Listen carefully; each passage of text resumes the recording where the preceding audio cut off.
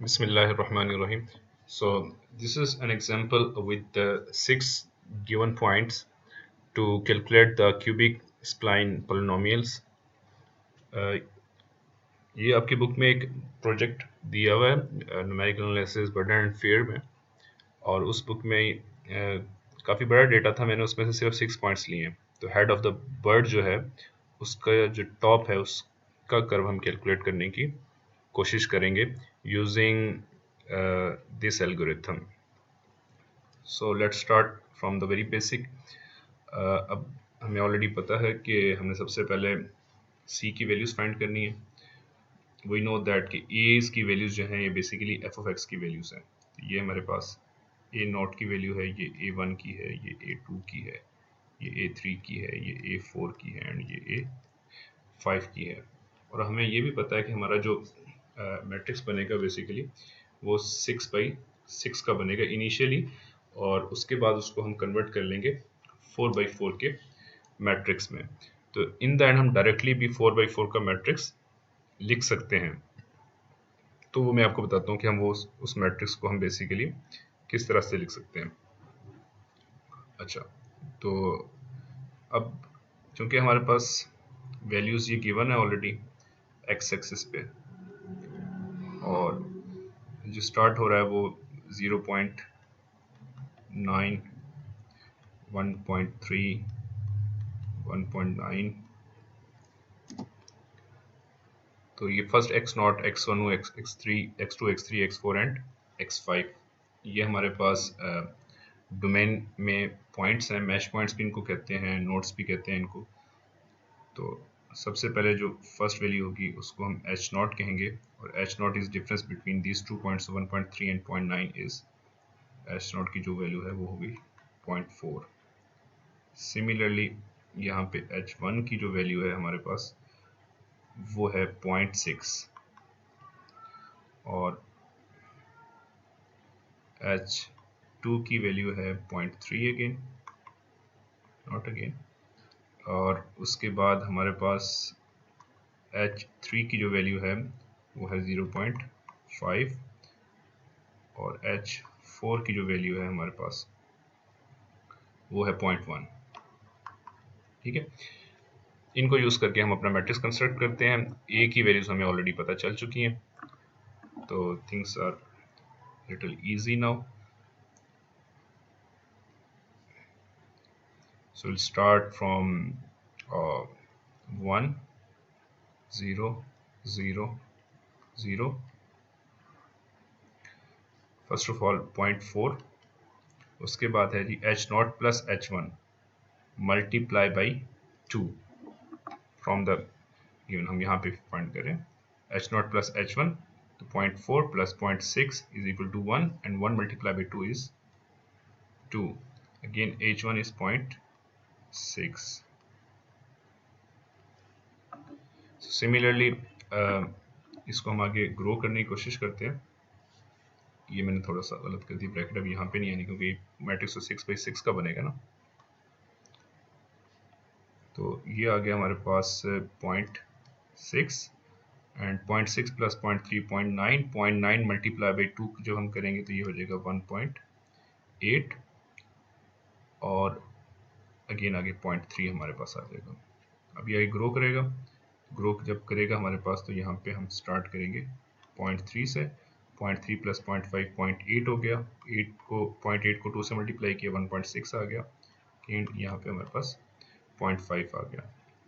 अब 0.5 यहाँ पे आ जाएगा, 0.5 प्लस 0.1 0.6 मल्टीप्लाई बाई 2 1.2 एंड 0.1।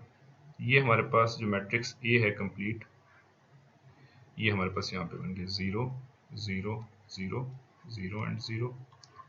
इसी तरह यहाँ पे 0 होंगे, 2 0 यहाँ पे आएंगे, 3 0 यहाँ पे आएंगे, और ये रो आपकी कंप्लीट हो गई। ठीक है, तो ये जो मैट्रिक्स है ये बेसिकली मैट्रिक्स ए है। इसके साथ यहाँ पे लिख देते हैं, लिखना तो हमें चाहिए यहाँ पे, मैं थोड़ा जगह बना लूँ। अच्छा, इसमें हमने सी नॉट से लेकर C5 तक आएगा क्योंकि हमारे पास टोटल पॉइंट्स जो हैं वो n जो पॉइंट्स हैं हमारे पास वो देखें n तक जा रहे हैं और n हमारे पास आखिरी पॉइंट होता है और आखिरी पॉइंट हमारे पास 5 है। इट मीन्स C0 लेकर हम C5 तक जाएंगे और जो h की वैल्यू होती है वो आखिरी हमारी होती है। तो n-1 का मतलब है 5-1 h4 तक हमने कैलकुलेट किया, तो आखिरी वैल्यू हमारे पास h4 की आ रही है, जो कि हमने यहाँ पे लिखी है। देखें h4 is equal to 0.1। Last row ये है C5 इक्वल टू 0, जो हमारे पास इक्वेशन थी, उसके लिए हमने ये कैलकुलेट कर लिया। ओके, अब इसके बाद हमने जो फाइंड करना है वो बी मैट्रिक्स फाइंड करना है। बी मैट्रिक्स में we know first and last जो है हमारे पास वो 0 है, बाकी हमने कैलकुलेट करने हैं। तो उसका फार्मूला यहाँ पे हमारे सामने है, ये 3/h1 से हमारा स्टार्ट हो रहा है, ठीक है। तो 3/, what is h1? h1 is 0.6, 3/0.6 into a2 minus a1, so 1.85 minus 1.5, तो ये बन जाएगा 0.35। लेट मी राइट डायरेक्टली ताकि हमारे कैलकुलेट करना आसान हो जाए। आप यहाँ से देखते जाइएगा, -3/h0, h0 is 0.4 and it is a1 minus a0, so 1.5 minus 1.3 is 0.2। इन सबको बाद में कैलकुलेट करते हैं। ओके, तो इसके बाद अगला स्टेप जो है हमारे पास वो हो जाएगा जी 3/, यहाँ पे h1 था तो अब हो जाएगा h2 एंड h2 is 0.3 और ये a2 माइनस a1 है तो अगला होगा a3 minus a2, so a3 minus a2 is 2.1 minus 1.85। ये देखें क्या होता है, तो ये 0.15 प्लस 1, तो ये 0.25 हमारे पास हो जाएगा। अगेन यहाँ पे है जी 3/h0 है, तो अब ये एक स्टेप आगे चला गया, h1 हो जाएगा एंड h1 is 0.6। यहाँ पे था हमारे पास a1 माइनस a0, तो अब हो जाएगा a2 माइनस a1 और a2 माइनस a1 अगेन ये 0.35 है हमारे पास, ठीक है। ये 2 स्टेप्स हमारे पास हो गए और 2 स्टेप्स हमारे पास और रह गए। अच्छा, इसी तरह हम थर्ड फाइंड करेंगे। थर्ड के बाद हमने आखिरी फाइंड करना था, लेकिन आखिरी फाइंड करते हुए मैंने जब ये देखा 0.1 आ रहा है, तो बेसिकली 0.1 ये हमने गलत कैलकुलेट किया हुआ। यहाँ पे ये 0.1 नहीं आ रहा था, यहाँ पे हमारे पास जो वैल्यू आ रही थी क्योंकि आप लोगों को शायद पता चल गया हो पहले, लेकिन ये मैं गलती कर चुका था यहाँ पे, तो मैं आपको ये बताता हूँ कि यहाँ आना क्या था। तो ये आएगा 3.0 माइनस 2.6, सॉरी 3.0, 2.6 था और उसके बाद 3.0 था। यहाँ भी हमने कुछ गलती की हुई है, ठीक है। 2.6 के बाद 3.0 था, वो हमने नीचे वाला लिख दिया था। तो ये हो गया जी 3.0 और 3.0 में से जब हमने माइनस किया तो ये हमारे पास आ गया यहाँ पे 0.4।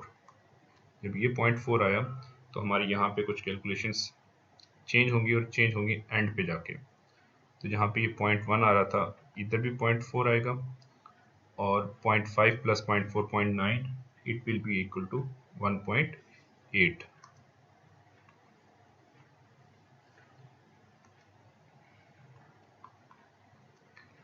तो इसी स्टेप पे हमारे पास ये यूज़ होना था। देखिए यहाँ पे h0 प्लस h1 और h1 आ गया था, फिर h1 और h2 h3 और h3 प्लस h4 और यहाँ पे h4, ठीक है। तो ये दोनों सिर्फ चेंज हो रहे हैं और बाकी जो चेंजिंग आनी थी वो यहाँ पे आनी थी, तो इसमें भी हम इसको चेंज कर देते हैं। तो आप लोगों ने भी ये अपने पास करेक्ट कर लेना है। तो ये आ जाएगा जी 0.4।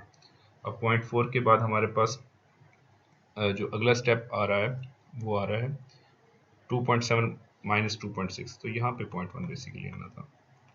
सो 3/0.4 0.6 0.3 एंड नाउ 0.5। जब आप कुछ कैलकुलेट कर लेंगे तो आपका यहाँ पे सीक्वेंस बन जाएगा। यू विल सी कि जो वैल्यू यहाँ पे आती है वो यहाँ पे आ रही है, जो यहाँ पे आ रही है वो यहाँ पे आ रही है, तो 0.5 यहाँ पे हमारे पास आ जाएगा। ओके, यहाँ तक मैंने आपको ये कंप्लीट कर दिया। आप लोग कैलकुलेटर से कैलकुलेशन वेरीफाई कर लीजिएगा। मे बी अगर कहीं भी मिस्टेक है तो वो करेक्ट करके आप इसको सोल्यूशन तक पहुँच सकते हैं। मेथडोलॉजी हमारे पास यही रहेगी। अच्छा, अब यहाँ पे देखें सी नॉट इक्वल टू 0 है और सी फाइव इक्वल टू 0 है। जब सी नॉट 0 हो गया तो पहले कॉलम जो है बेसिकली ये सी नॉट का कॉलम है, तो सी नॉट सारे का सारा 0 हो जाएगा। सिमिलरली सी फाइव सारे का सारा 0 हो जाएगा, तो सेंटर में हमारे पास ये चीज़ बचेगी। तो फाइनली इन द एंड हमारे पास अगर 6 पॉइंट्स गिवन है तो मैट्रिक्स जो है हमारे पास वो 4x4 का होगा। You can easily see कि this matrix is basically strictly diagonally dominant, strictly diagonally dominant matrix। और वो क्या होता है कि आपके पास जो डायगोनल एलिमेंट है, जो डायगोनल में एलिमेंट्स होते हैं डी फॉर डायगोनल, इनकी जो मॉड वैल्यू है it is greater than the all other values.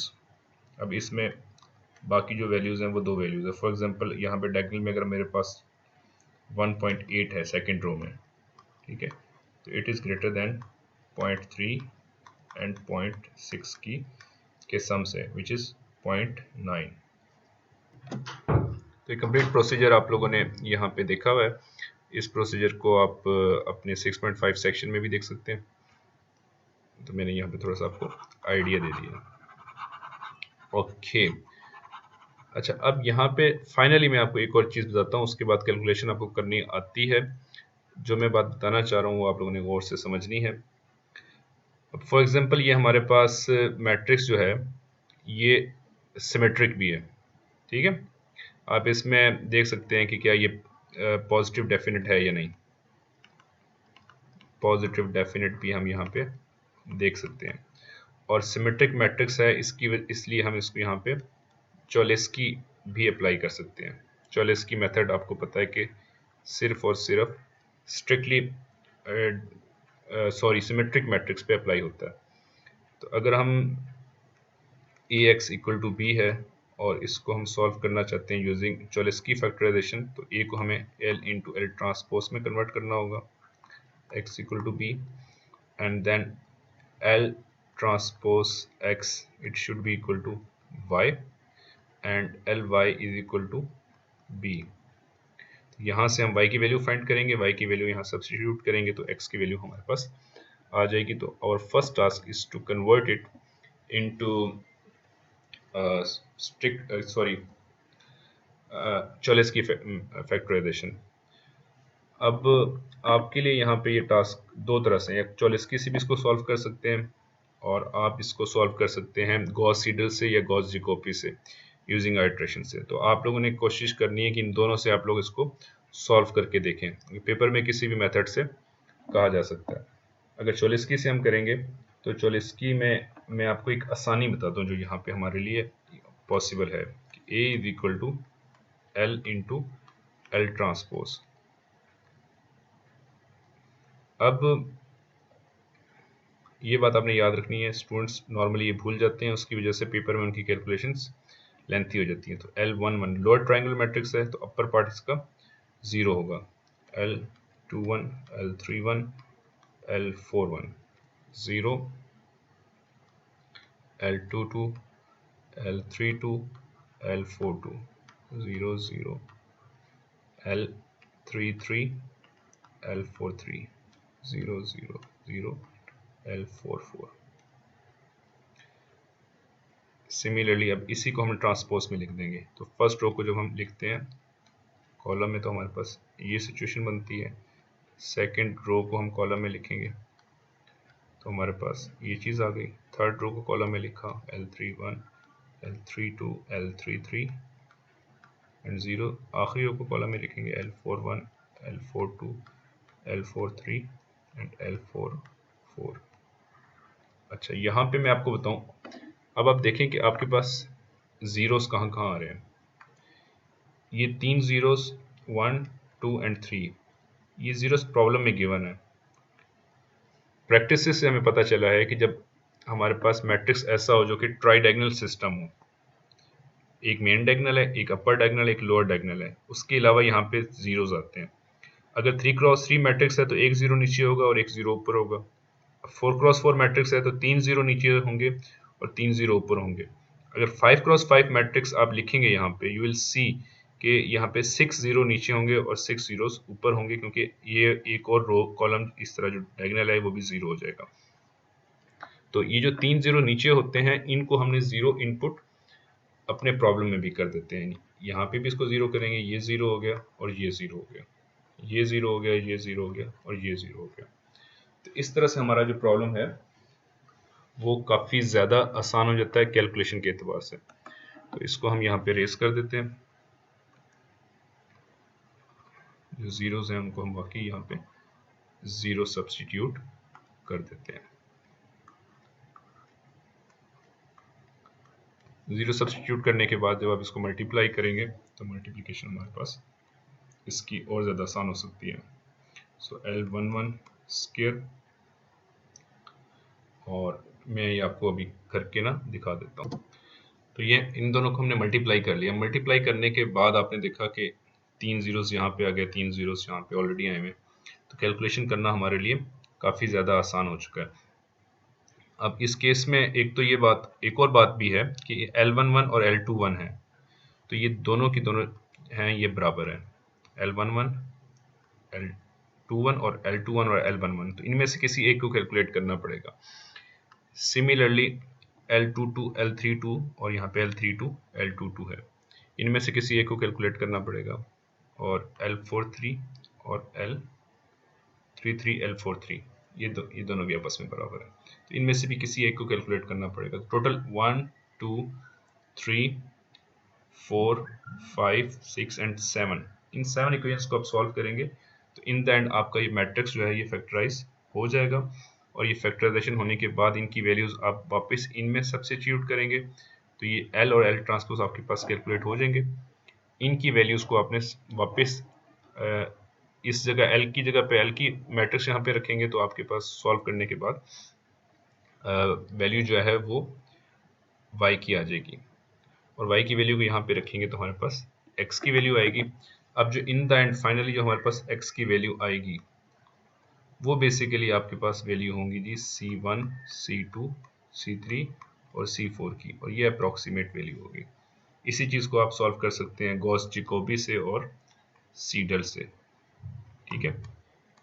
अब जब ये आप सॉल्व कर लेंगे C की वैल्यूज आपके पास आ जाएंगी, A की वैल्यू ऑलरेडी आपके पास मौजूद है, तो आपने B और D की वैल्यूज वो BJ और DJ का जो फार्मूला आपके को बताया हुआ है उनको यूज़ करके फाइंड करेंगे, और उनको सॉल्व करने के बाद आपको जो जनरल मैट्रिक्स है आपने वो कंप्यूट करना होगा, जिसमें S0 of x, S1 of x, S2 of x, S3 of x, S4 of x and S4 of x तक जाएगा ना। यहाँ से देख लेते हैं, हमारे पास इन दोनों के दरमियान S0 आ गया, ये S1, ये S2, ये S3 एंड S4। तो जितने पॉइंट्स हैं माइनस आप 2 तक उसके पॉलिनोमियल से जा रहे होंगे, टोटल पॉलिनोमियल हमारे पास 5 होंगे यहाँ पे।